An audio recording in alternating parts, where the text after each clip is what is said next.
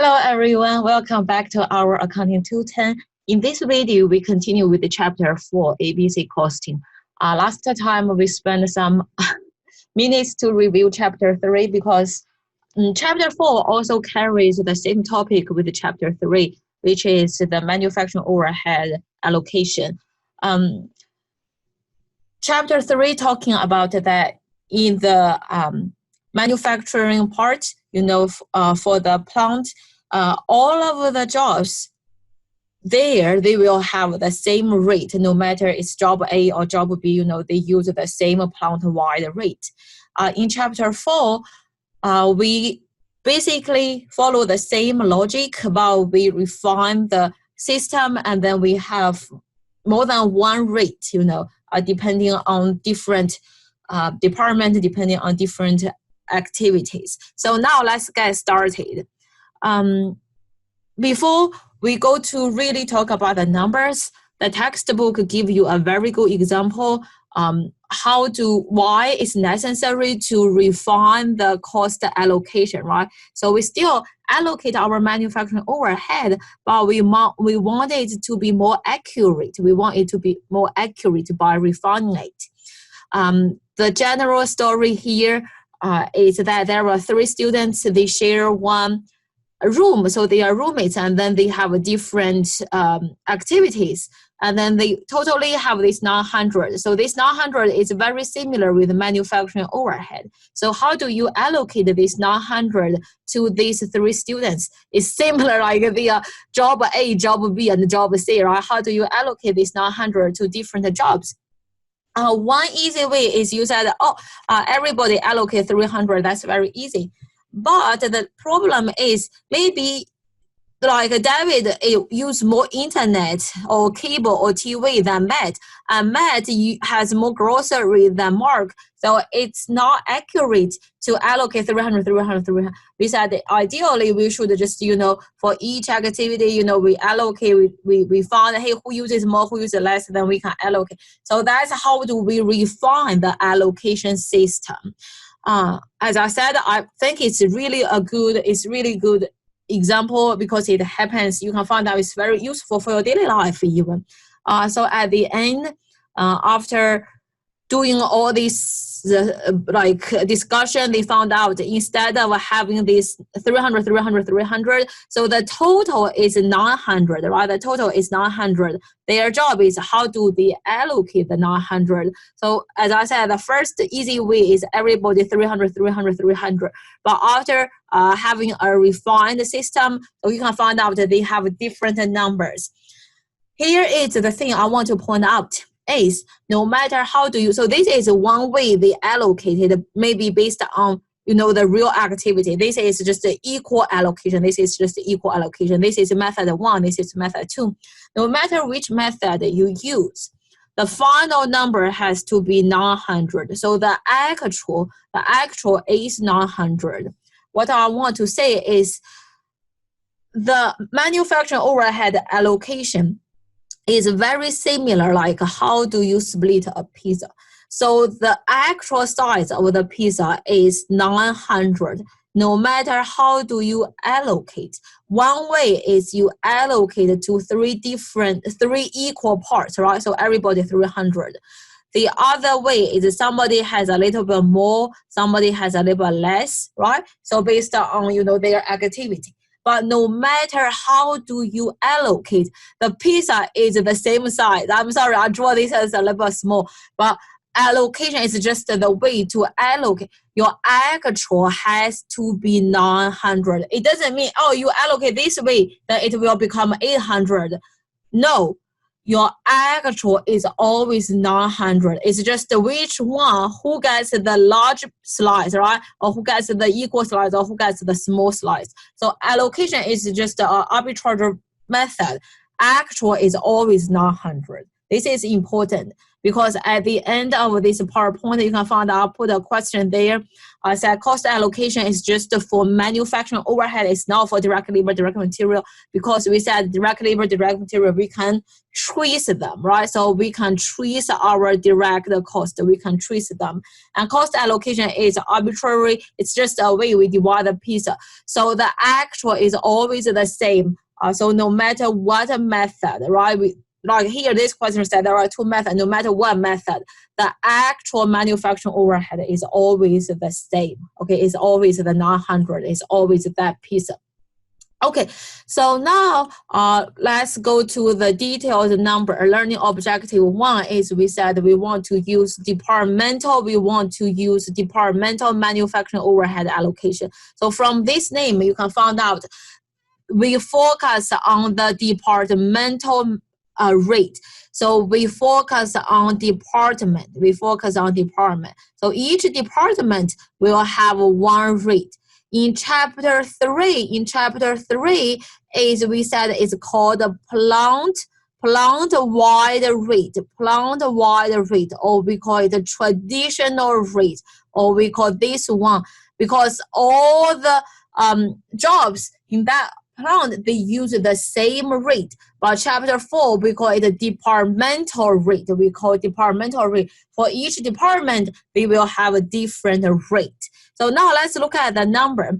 Why we want to refine? Because traditional system, when we say traditional system, this is also regarding chapter 3. Traditional system is not accurate enough. And then we will have a cost distortion. So what's the meaning of cost distortion? Maybe I will put one multiple choice, ask you, hey, what's the meaning of cost distortion? You don't need to get it word by word, but you want to get a general idea. Is some products, they will overly allocated of the manufacturing overhead, but some other projects, they may under allocate, right? So that when they have the cost distortion.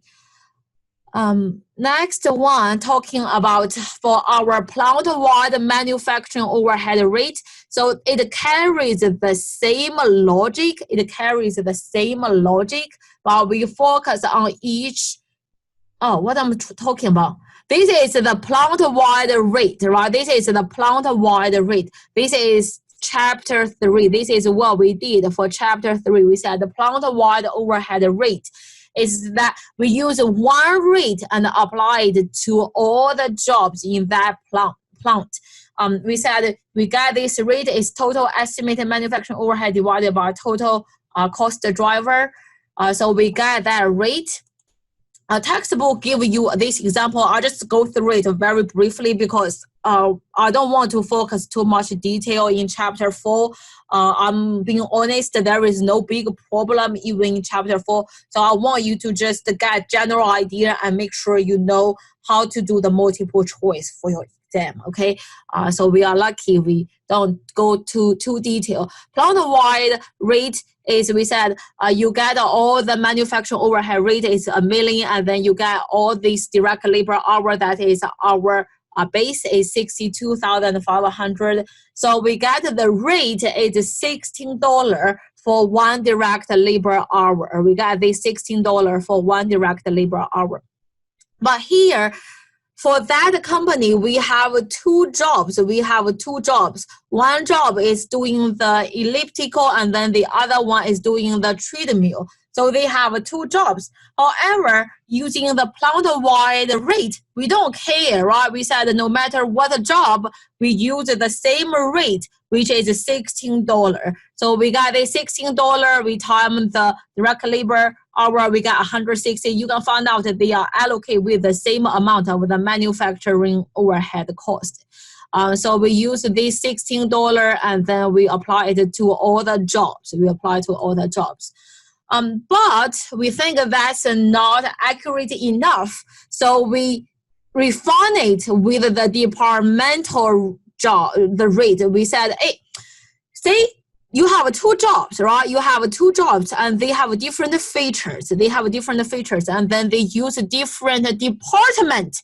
So one is the machining department, one is the machining department, one is the assembling department. You have a different product, and then you also have different jobs. So when do we use the departmental overhead rate? Conditional one is we use the different departments, and then different department, they have different amount and type of manufacturing overhead cost, okay? So that is our first condition. The second condition is different product they use the department to a different extent. So this is our second condition. It's different product that they use different department, right, to different extent. So because of that, we think, hey, you cannot just use $16 for both of the product, for both of the job. We should have one unique rate for each different department. So departmental overhead rate is, we said we got separate manufacturing overhead rate for each department. For each department, we get a rate. For. So this company, they have two departments. One is machining, one is assembling. We will get the rate for each department. I'm not going to read the step. It's the same logic as our plant-wide. But now, instead of using the plant-wide, we use each department. So we found out for this department, machining department, your total estimated manufacturing overhead is $400,000. For assembling is $600,000. And then we get each department, the cost driver is direct labor. You know, they have this. So following the step, we found each department a rate. We said for machining it's $32, for assembling it's $12 for one direct labor hour, right? So now we have two rates. Remember, for the plant-wide, we just have one rate, $16. Now we have two rates. And then we allocate each job based on two different departments. We said for this product, we use 32 direct labor hour for machining. We use 1 hour for machining. We use 2 non-hour for assembling. And then we get our manufacturing overhead allocation for our job 1, elliptical. We use this rate, different rate, and then the actual cost driver, we get our manufacturing overhead rate for our job 2 is treadmill.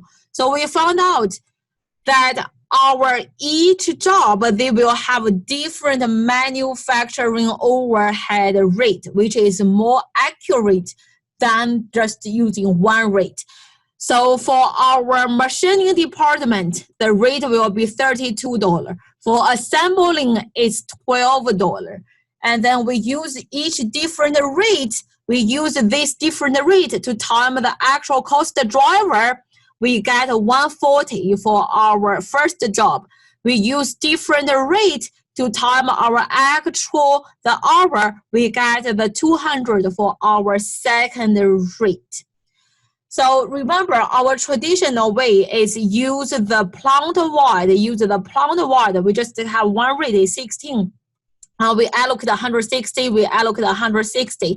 But when we use our departmental rate, we got 100. So you can find out we under-allocated the job 2, and then we over-allocated the job 1. So when we use our departmental overhead, it's more accurate.